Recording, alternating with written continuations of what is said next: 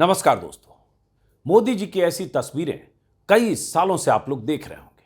कभी इस मंदिर में, कभी उस मंदिर में, कभी ऐसे पूजा पाठ करते हुए, कभी जमीन पर साष्टांग लेटकर भगवान के सामने समर्पित होते हुए, कभी केदारनाथ की किसी कंदरा में बैठकर ध्यान लगाते हुए, तो कभी बद्रीनाथ में दर्शन को जाते हुए, कभी उज्जैन में महाकाल के दरबार में फूल चढ़ाते हुए, तो कभी काशी विश्वनाथ के मंदिर में महादेव के सामने बैठकर पूजा करते हुए, कभी राजस्थान के किसी मंदिर में आरती करते हुए, तो कभी तिरुपति बालाजी के मंदिर में नतमस्तक होते हुए, कभी थाल लेकर माथे पर पूरा तिलक लगाकर, टीका लगाकर भक्त भाव से मंदिर में जाते हुए, तो कभी किसी मंदिर में या गंगा किनारे भजन आरती का हिस्सा बनते हुए। मतलब उत्तर से लेकर दक्षिण तक, पूरब से लेकर पश्चिम तक 50 मंदिरों के चौखट पर सिर झुकाने गए मोदी की तस्वीरें आपने देखी होगी और बार बार देखी होगी बीते 7, 8, 9 सालों में। हालांकि ऐसे मौकों पर मोदी जी के एक एक मूवमेंट पर कई कैमरों की नजर होती है। कहां झुकना है, कहां लेटना है, कहां थाल पकड़कर चलना है, कहां पूजा करते वक्त खड़ा होना है, कहां भगवान और उनके बीच कैमरा का एंगल सेट होना है, यह सब तय होता है ताकि ऐसी तस्वीरों को वायरल करके आपके दिलो दिमाग में उनकी छवि त्यागी और तपस्वी नेता के तौर पर बनाई जाए। इसका असर भी होता होगा, तभी ये कई सालों से उपक्रम चल रहा है। ये सब देखकर आप में से लाखों करोड़ों लोग यही सोचते होंगे कि मोदी जी कितने तपस्वी टाइप के आदमी हैं, कितने बड़े त्यागी हैं, उपवास करते हैं, पूजा करते हैं, व्रत करते हैं, मंदिरों की परिक्रमा करते रहते हैं। ऐसा नेता भला दूसरा कौन होगा? न भूतो न भविष्यति। भले ही देश के पीएम है, लेकिन इनका क्या? न घर है, न परिवार है, फकीर आदमी है, कभी भी झोला उठाकर चल देंगे। यही सोचते हैं ना आप में से लाखों लोग। सोचते हैं, तभी तो आंख मूंदकर मोदी जी पर भरोसा करते हैं। मोदी जी ने कह दिया तो कह दिया, मोदी जी ने कर दिया तो कर दिया। अच्छा करें, बुरा करें, सही करें, गलत करें, मोदी जी हैं तो सब ठीक है। यही तो सोचते हैं मोदी के पक्के वाले समर्थक। मोदी हैं तो मुमकिन है, मोदी हैं तो सब ठीक है, मोदी हैं तो देश है, मोदी हैं तो प्रदेश है, मोदी हैं तो भारत विश्व गुरु है, मोदी हैं तो भारत चांद पर जा रहा है, मोदी हैं तो भारत मंगल पर जा रहा है। मोदी जी ने 21-22 सालों से कोई छुट्टी नहीं ली है। दिन रात 24 घंटे देश के लिए खपे जा रहे हैं, न सोते हैं न थकते हैं। मोदी हैं तो जो गलत हो रहा है वो भी कुछ अच्छे के लिए हो रहा है। मोदी के पक्के वाले समर्थक के तौर पर ऐसे ही सोचते हैं लोग। आप भी अगर ऐसे हैं तो ऐसे ही सोचते होंगे, अगर उनके पक्के वाले समर्थक हैं तो आज का ये वीडियो मोदी जी के पक्के वाले भक्तों और समर्थकों के नाम। क्या आपने कभी सोचा है कि अगर मोदी जी की यही असलियत है तो ये जो आंकड़े हैं वो किसकी पोल खोल रहे हैं? मोदी जी अगर तपस्वी हैं तो बीते 7 सालों में इन्हीं तपस्वी जी के नेतृत्व में चलने वाली पार्टी ने चुनावी बॉन्ड के जरिए 8,500 करोड़ का गोपनीय चंदा लेकर कौन सी तपस्या की है? जितना अकेले बीजेपी को चुनावी चंदा मिला है उतना देश की दर्जनों पार्टियों को जोड़कर भी नहीं मिला। गैर बीजेपी सारी पार्टियों को जोड़ लें तो भी। तो क्या यह चंदा ऐसे ही मिल गया है? मोदी जी की तपस्या और फकीरी पर मंत्रमुग्ध होकर अरबों का चंदा बीजेपी को मिल गया? जी नहीं। ऐसे ऐसे सेठों, साहूकारों, कारोबारियों और धंधेबाजों से पैसा बटोरा गया है या पैसा मिला है बॉन्ड की शक्ल में, जिनके पीछे इन्हीं तपस्वी जी की एजेंसियां लगी थी। ईडी, सीबीआई और इनकम टैक्स और ऐसी एजेंसियां बीते 5 सालों के दौरान इन सेठों साहूकारों के पीछे लगी थी, कईयों के पीछे। दर्जनों के कंपनियों के नाम उजागर हो चुके हैं जिन्होंने चंदा देकर धंधा लिया या छापे के डर से चंदा दिया। इधर छापा, उधर चंदा मिला, इधर चंदा मिला, उधर छापा रुका। कभी किसी ने चंदा दिया और बदले में उसे धंधा मिल गया, या किसी ने धंधा मिलने के पहले पेशगी के तौर पर बॉन्ड खरीदकर चंदा दिया और धंधा मिलने के बाद बाकी की रकम दे दी। अभी एक बीजेपी के सांसद की खबर आई थी, राहुल गांधी तो सीधे सीधे पीएम मोदी को या पीएम मोदी पर वसूली रैकेट चलाने के आरोप लगा चुके हैं। सरकारी एजेंसियों के इस्तेमाल से चलने वाला एक्सटॉर्शन रैकेट घोषित कर चुके हैं। बीजेपी नेता बचाव की मुद्रा में है और मोदी जी इस मुद्दे पर तंद्रा में है। लेकिन यह मुद्रा और तंद्रा टूटने के लिए अब सिर्फ 2 दिन बाकी है। सुप्रीम कोर्ट के कल के फैसले के बाद 21 मार्च की शाम तक सारे आंकड़े और जानकारियां चुनाव आयोग की वेबसाइट पर देखा और पढ़ा जा सकेगा। सुना है चुनावी बॉन्ड से बीजेपी की झोली भरने वाले धन्ना सेठ कारोबारी, उद्योगपति और तमाम शेल कंपनियों के कर्ता धर्ता सुप्रीम कोर्ट के कल के फैसले से बहुत बेचैन है, परेशान है। अब तक तो ये सब दाता बनकर बीजेपी और बाकी पार्टियों का खाता भर रहे थे। अब सुप्रीम कोर्ट के फाइनल फैसले के बाद दाता और खाता का नाता जनता के सामने आने वाला है। वो मुहावरा है ना, कहते हैं ना, बकरे की अम्मा कब तक खैर मनाएगी, तो बकरे की अम्मा सिर्फ 2 दिन अब खैर मना सकती है। 21 मार्च की शाम 5 बजे से 5 बजे के बाद से दाता और खाता का कनेक्शन देश के सामने ठोस सबूत के साथ आने लगेगा। अब तक बाएं दाएं करके जो लोग बच रहे थे, लेकिन अब चुनावी बॉन्ड के नंबर के साथ दानवीरों के नाम भी सामने आ जाएंगे और लाभार्थियों के नाम भी। यही सब देश में चल रहा है। दानदाताओं और लाभार्थियों के नकाब 21 मार्च की शाम 5 बजे के बाद से उतरने लगेंगे और यही डर था कि एसबीआई की तरफ से जानकारियां छिपाई जा रही थी, सुप्रीम कोर्ट को बरगलाने की कोशिशें हो रही थी। हरीश साल्वे जैसे महंगे वकील जो एक एक दिन कोर्ट में हाजिर होने के लाखों रुपए लेते हैं, शायद आप उसका अंदाजा नहीं लगा सकते कि उनकी फीस कितनी है, एसबीआई की पैरवी कर रहे थे। कल कुछ बड़े वकील भी जस्टिस चंद्रचूड़ के सामने खड़े होकर बॉन्ड का नंबर जारी नहीं करने के पक्ष में दलीलें दे रहे थे। मैथ्यूज नेंदुम्पारा नाम के एक वकील साहब चीफ जस्टिस से जिरह करने लगे कि इतना बड़ा फैसला लोगों की पीठ के पीछे हो गया है। उन्हें चीफ जस्टिस ने रोकने की कोशिश की तो वकील साहब कुछ ऊंची आवाज में बोलने लगे, जिरह करने लगे, रुक नहीं रहे थे। उन्हें अंदाजा नहीं था कि भरी अदालत में उन्हें चीफ जस्टिस की ऐसी फटकार मिलेगी। चीफ जस्टिस ने डांट कर कहा कि आप कोर्ट में हैं, ऊंची आवाज में बात मत कीजिए। On board before us. No, I have got it with I've made myself. I have emailed the gentleman. One second. You wait. One at a time. Sorry, Mr. Rodgi. Yes. No, my lord, my submission is the entire judgment has been rendered behind the back of the public at large. This judgment doesn't constitute justificator. This judgment doesn't constitute constitute justificator. 1 second. Yes. 1 second. This One judgment is second. void. Please listen to me. You're It is- not. 1 second. I am a citizen of this country. 1 second. Yes. Don't shout at me. No, I am very soft. Please listen to me. Yes. This is not a Hyde Park corner meeting, okay? You are in the court. Yes. You want to move an application? No, my lord. File an application. What I told Mr. Rodgi applies to you. No, my lord, the question is, my lord, There's no question you've got. My friend has come. Mr. Nedumbara, 1 second. Yes. You've got my decision as Chief Justice. We are not hearing you. If you want to file an application, move it on the email. That's the rule in this court. No My lord, further. we will go by what your lordship. all, please. Whatever your lordship says, we will go by that. Do you want another contempt notice? No, my lord, your lordship will go by You have whatever had your enough lordship committed says. Bombay. Only I have said what I wanted to say. That this judgment is rendered behind the back of the people of this country. It doesn't bind us. It doesn't Please. constitute. It is not a Please representative do not, process at all. please, once we have said no, please move the application. इससे पहले उद्योगपतियों की संस्था FICCI और एसोचैम की तरफ से पेश हुए वरिष्ठ वकील मुकुल रोहतगी को भी सीजीआई ने कह दिया, आप बहुत देर से आए, हम फैसला दे चुके हैं, अब कुछ नहीं सुन सकते। I am appearing on behalf of the major Milord Industry Association, which is the ASSOCHAM, FICCI Milord, and CI. So we have filed applications today morning. Lord, The application is not numbered, it is not registered. We'll follow what sauce for the goose No, and sauce for the gander. Mr. Rodgi, sorry, no oral mentioning in my court. No, I'm not Milord. I'm in the matter I'm saying.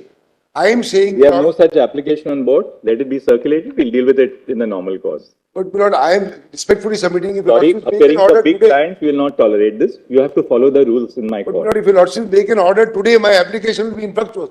I am saying kindly defer the issue of grant of alpha Mr. numerical. Rodgi, you are aware about the till- proceedings going on.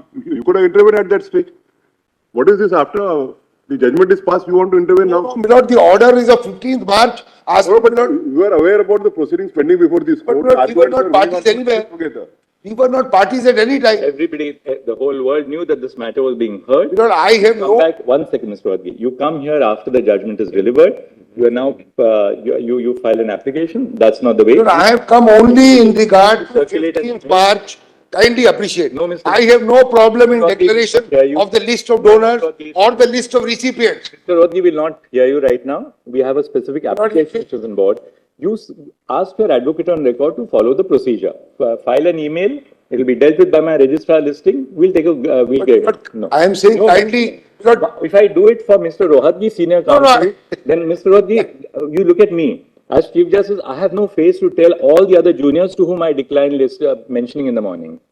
What's sauce for the goose is sauce for the I am gander. not mentioning, I am not appearing in the matter and making a submission. We have no such application on board before us. No, I have brought it with me. I've made myself. My lord, the entire, I have emailed entire judgment One has. second, you wait. One at a time. Sorry, Mr. Raghi. Rohatgi साहब सेठों, साहूकारों, कारोबारियों, उद्योगपतियों की तरफ से court में इसलिए हाजिर हुए थे ताकि फैसले से रोका जाए। कोर्ट ने उनकी नहीं सुनी। हैरानी की बात यह है कि सुप्रीम कोर्ट के इस तेवर की खबर देश के चैनलों पर न के बराबर चली। कहीं रस्म अदायगी अगर हुई होगी तो मुझे नहीं पता, आप नीचे कमेंट बॉक्स में लिख दीजिएगा। अब तक जो जानकारी मिली है उसके मुताबिक बीजेपी को चुनावी बॉन्ड से लगभग 8,700 करोड़ मिले हैं। बाकी सारी पार्टियों को बॉन्ड के जरिए जितना चंदा मिला उससे ज्यादा या उतना अकेले बीजेपी को मिला है। खास बात यह है कि बीजेपी के मुताबिक उसने दानवीरों की कोई फाइल मेंटेन नहीं की है, नहीं इसकी जरूरत उसने समझी। पैसे देने वाले ने दे दिए, बीजेपी ने ले लिए, बात खत्म। कई कंपनियों की फाइलें खंगाल कर तमाम खोजी रिपोर्टर हर रोज खुलासे कर रहे हैं, बता रहे हैं कि 2019 के चुनावी महीने में लोकसभा चुनाव जब हो रहे थे, बीजेपी को कैसे 3,000 करोड़ का चंदा मिल गया 2 महीने में। कैसे दागदार कंपनियों ने छापे के पहले या छापे के बाद बीजेपी की झोली अरबों के बॉन्ड से भर दी। बदले में किसी को ठेका मिला होगा, किसी को अभयदान मिला होगा, कुछ तो कुछ प्रोको रहा होगा। राहुल गांधी तो कह ही रहे हैं कि सीधे सीधे वसूली हो रही थी। चंदा लेने वाली पार्टी ने कभी यह नहीं सोचा था या कभी यह सोचा नहीं कि किससे चंदा ले रहे हैं, उसके पास कहां से पैसे आ रहे हैं, उसका धंधा क्या है, किस धंधे से पैसा निकालकर उन्हें चंदा कोई दे रहा है। कल ही न्यूज लॉन्ड्री की टीम ने एक रिपोर्ट छापी है जिसमें कहा गया है कि ड्रग क्वालिटी टेस्ट में फेल हो गई 7 दवा कंपनियों ने भी करोड़ों का बॉन्ड खरीद कर चंदा दिया। जरा सोचिए कि बॉन्ड के नाम पर चंदे का कैसा गोरख धंधा चल रहा था। आपकी जान के साथ खिलवाड़ करने वाली दवा कंपनियां आपके भाग्य विधाता नेताओं की पार्टियों को मालामाल करके अपनी दुकानें चला रहे हैं। कोई पूछने और पकड़ने वाला नहीं है, क्योंकि पकड़ने वाले के ऊपर या पकड़ने वाले के ऊपर पैसे लेकर उसे संरक्षण देने वाले लोग बैठे हैं। इसी रिपोर्ट में बताया गया है कि करीब 30 दवा कंपनियों ने 1,000 करोड़ के बॉन्ड खरीदकर पार्टियों को चंदा दिया है। दवा कंपनियां, गौर कीजिएगा, कोविड काल में तो बहुत कुछ ऐसा हुआ है। इसमें 7 ऐसी कंपनियां हैं जिनके दवा या जिनके खिलाफ घटिया दवा बनाने के मामले चल रहे हैं। यहां तक कि कोरोना काल में हमारी आपकी जान बचाने के लिए जो दवाएं कंपनियां बना रही थी उसमें भी घटिया क्वालिटी का प्रोडक्शन करने वाली कंपनियों ने जमकर चंदा दिया है। गुजरात की दवा कंपनी ने, एक कंपनी है जिसका जिक्र किया है न्यूज लॉन्ड्री टीम ने, अकेले 77 करोड़ का बॉन्ड खरीदकर अपने आकाओं को समर्पित कर दिया। और जिस कंपनी की घटिया दवाई ड्रग टेस्ट में फेल हो गई थी। ऐसी बहुत सारी कंपनियों के बारे में विस्तार से न्यूज लॉन्ड्री, न्यूज मिनट और स्क्रोल के साझा प्रयास से जो एक रिपोर्ट तैयार की गई है या और भी रिपोर्ट्स आ रही होगी उसमें विस्तार से बताया गया है। और इन तीनों डिजिटल प्लेटफॉर्म ने मिलकर प्रोजेक्ट इलेक्टोरल बॉन्ड के नाम से एक टीम बना ली है और इस टीम में करीब करीब 3 दर्जन रिपोर्टर्स और एडिटर्स हैं जो दिन रात चुनाव आयोग की तरफ से जो पन्ने जारी हो रहे हैं या हुए हैं उसमें गोते लगा रहे हैं ताकि आप तक बॉन्ड की हकीकत पहुंचे, आपको पता चले कि तपस्वी नेता लोग क्या क्या गुल खिला रहे हैं। कल भी मैंने बताया था कि reporters collective, Quint, scroll, the wire, news minute, news laundry और इस तरह के और भी कुछ डिजिटल प्लेटफॉर्म समेत द हिंदू और इंडियन एक्सप्रेस जैसे अखबारों के रिपोर्टर दिन रात इन जानकारियों का मिलान करने में जुटे हैं ताकि दुनिया के सामने बॉन्ड लेने वाले और बॉन्ड देने वाले की हकीकत, असलियत सामने आ सके। क्विंट के ही 3 रिपोर्टर आदित्य मेनन, हिमांशी दहिया और फातिमा खान ने बीजेपी को मिले अरबों के चंदे की तह तक जाने के लिए बीजेपी की तरफ से जितनी सूचना दी गई है उसी में गोते लगाकर कुछ जानकारियां निकाली है। खासतौर से 12 अप्रैल 2019 से लेकर 10 मई 2019 के बीच के ट्रांजैक्शन की डिटेल की गहराई में जाने की कोशिश इन रिपोर्टर्स ने की है, क्योंकि उस वक्त देश में लोकसभा चुनाव हो रहे थे और बॉन्ड के जरिए बीजेपी की झोली भरी जा रही थी। इन रिपोर्टर्स ने बीजेपी की तरफ से जो जानकारी दी गई और बॉन्ड के खरीदारों के बारे में चुनाव आयोग की वेबसाइट पर जो जानकारी आई, उन जानकारियों को, उन आंकड़ों को खंगाल कर काफी कुछ निकाला है। आप देख सकते हैं द क्विंट पर कोलकाता में 8 मई को खरीदा गया और कैसे मिलान करते हैं रिपोर्टर्स, अपने आप में ये बड़ा काम है। कोलकाता में 8 मई को बॉन्ड खरीदा गया, करीब 150 करोड़ के बॉन्ड बीजेपी के खाते में जमा किए गए और इसकी तहकीकात क्विंट ने कैसे की है जरा देखिए पढ़ेंगे तो समझ में आएगा। क्विंट ने खरीदने वाले और जमा करने वाले का मिलान किया तो पाया कि 8 मई को कोलकाता की सिर्फ एक कंपनी ने इतने बड़े पैमाने पर बॉन्ड खरीदा। उस कंपनी का नाम था MKJ ग्रुप और 8 मई को ही मदन लाल प्राइवेट लिमिटेड ने 110 करोड़ का बॉन्ड खरीदा। यह कंपनी भी MKJ ग्रुप का ही हिस्सा है। बहुत गड़बड़ झाला है, बहुत गोरख धंधा है, समझना पड़ेगा। इसी ग्रुप की एक और company Keventer food park infra limited ने भी उसी दिन यानी 8 मई को 65 करोड़ का बॉन्ड खरीदा। ये जानने के लिए कि ये बॉन्ड किसको मिला, क्विंट ने जमा करने वाली पार्टियों को जो डोनेशन मिला और उसके बारे में जो जानकारी मिली उसका मिलान किया तो पता चला कि गैर बीजेपी पार्टियों को 8 मई से 10 मई के बीच इतना चंदा ही नहीं मिला। किसी और कंपनी ने भी उन तारीखों को इतना बॉन्ड नहीं खरीदा। तो क्विंट के रिपोर्टर्स नतीजे पर पहुंचे कि यह रकम बीजेपी को मिली थी। इसी तरह से रिपोर्टर्स काम कर रहे हैं क्योंकि एसबीआई ने जानकारी दी नहीं थी। इसी तरह से 10 मई को भी इसी ग्रुप ने बीजेपी के लिए 74 करोड़ का बॉन्ड खरीदा। एसबीआई ने अगर बॉन्ड से जुड़ी जानकारियां छिपाई नहीं होती तो इन रिपोर्टर्स को इतनी मेहनत नहीं करनी पड़ती। इसमें कई ऐसी कंपनियां हैं जैसे मदन लाल, 2 करोड़ से कम का मुनाफा और 225 करोड़ दान। ऐसी कंपनियों के खुलासे हो रहे हैं जिसने अपनी औकात से कई गुना ज्यादा चंदा दिया या जिनके पीछे कोई बड़ी कंपनी है। चंदा देने वाली कंपनी किसी बड़े सेठ का मुखौटा कंपनी हो सकती है या शेल कंपनी हो सकती है। शायद यह भी वजह है कि देश के सबसे बड़े सेठों का नाम चंदा देने वालों की लिस्ट में नहीं है।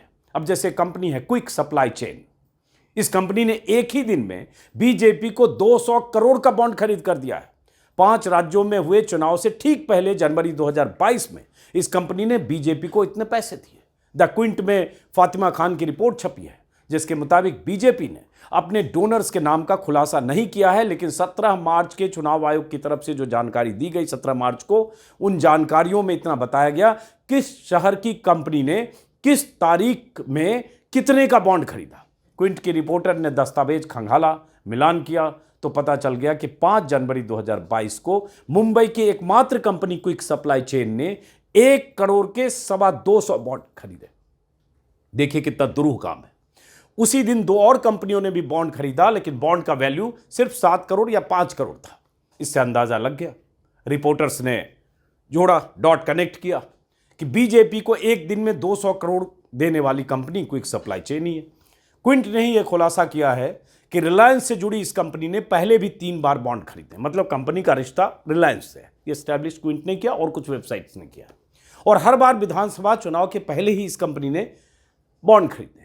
क्विक सप्लाई ने 11 नवंबर 2022 को दूसरी बार हाई वैल्यू का बॉन्ड खरीदा, यानी लगभग 125 करोड़ का बॉन्ड खरीदा।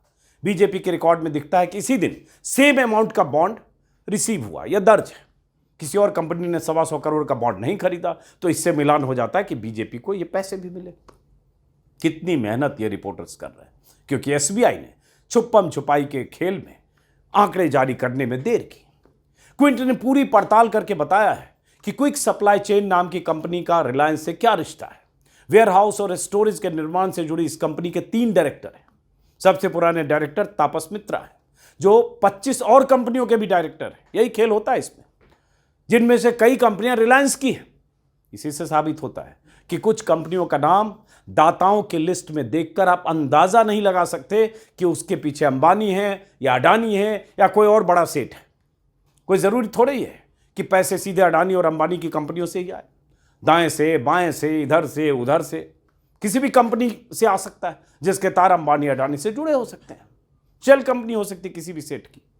रिपोर्टर्स कलेक्टिव की टीम ने भी चुनावी बॉन्ड के गोरख धंधे पर लगातार खुलासे किए और अब भी हर रोज उनकी खबरें आ रही है।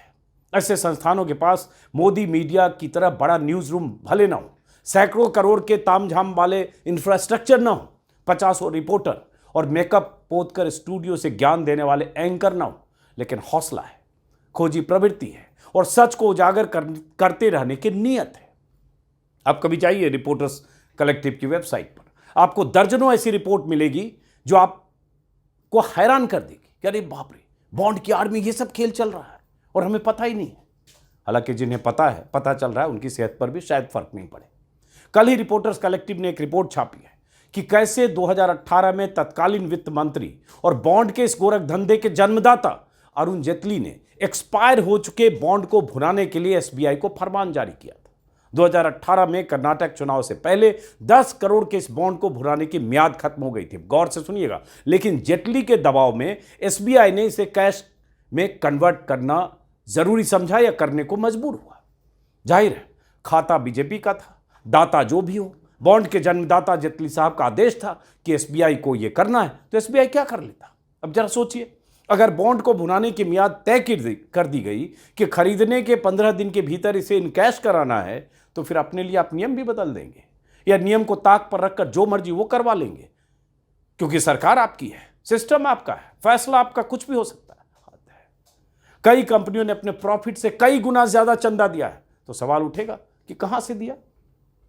जो कंपनी अपना प्रॉफिट 2 करोड़ दिखाती हो, वो कंपनी 225 करोड़ या 200 करोड़ का चंदा कैसे दे सकती है?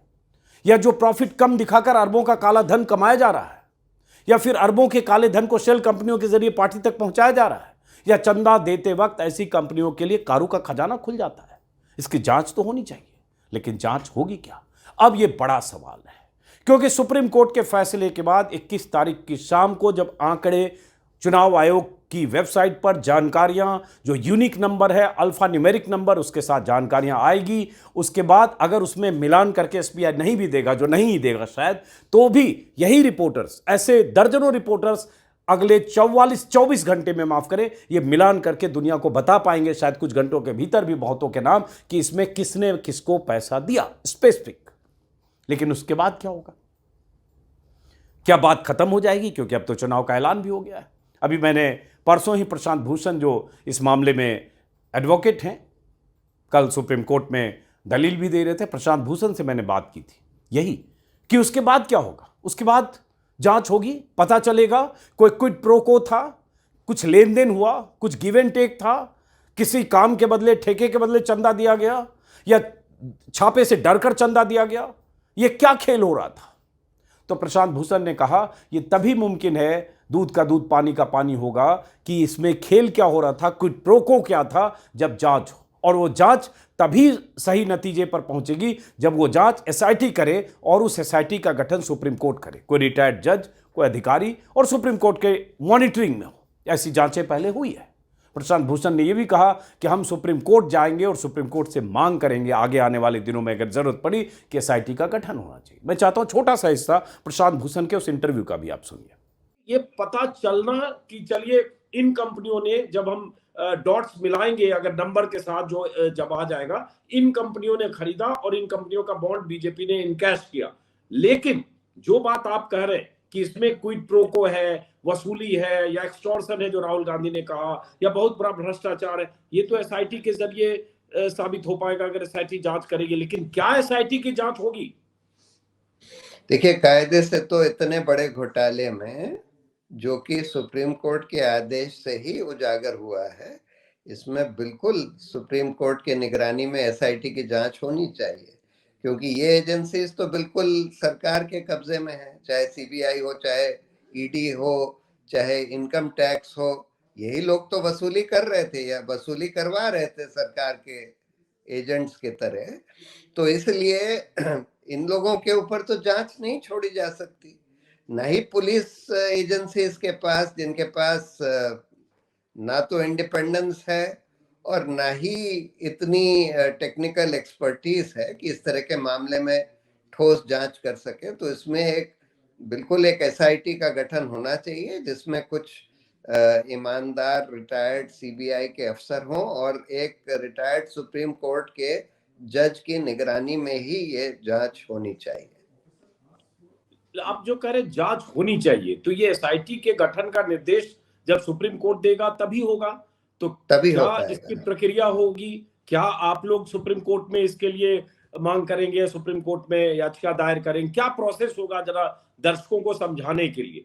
नहीं, प्रोसेस तो वही होगा कि हम लोगों को एक पिटीशन फाइल करके मांग करनी पड़ेगी, जब ये सारी, जब काफी ये नंबर्स की मैचिंग वगैरह हो जाए कि भाई देखिए ये तो काफी क्लियर एविडेंस है कि इसमें भ्रष्टाचार हुआ है, और इसलिए इसमें कौन कौन लोग इन्वॉल्व थे, सरकार की तरफ से कौन इन्वॉल्व था, भाजपा का कौन इन्वॉल्व था, ईडी का कौन इन्वॉल्व था, इस पूरे रैकेट में कंपनी के लोग कौन इन्वॉल्व थे, जिससे उनका प्रोसिक्यूशन हो सके।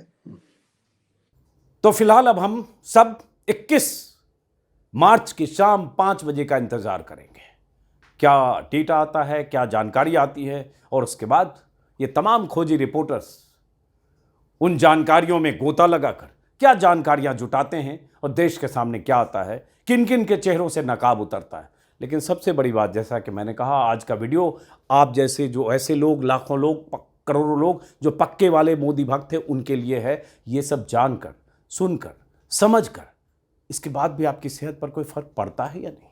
आपको लगता है कि नहीं कि जब मोदी जी कहते हैं न खाऊंगा न खाने दूंगा, और उसके बाद ये तस्वीर, ये हकीकत, ये जानकारियां आती है, तो कितना फर्क है जुमले छोड़ने में, न खाऊंगा न खाने दूंगा। 8,500 करोड़, 9,000 करोड़ का चंदा कैसे आ रहा पार्टी में? सोचिएगा जरा। फिलहाल इस वीडियो को यहीं खत्म करते हैं, फिर मुलाकात होगी किसी और वीडियो में। सब्सक्राइब जरूर करें। नमस्कार।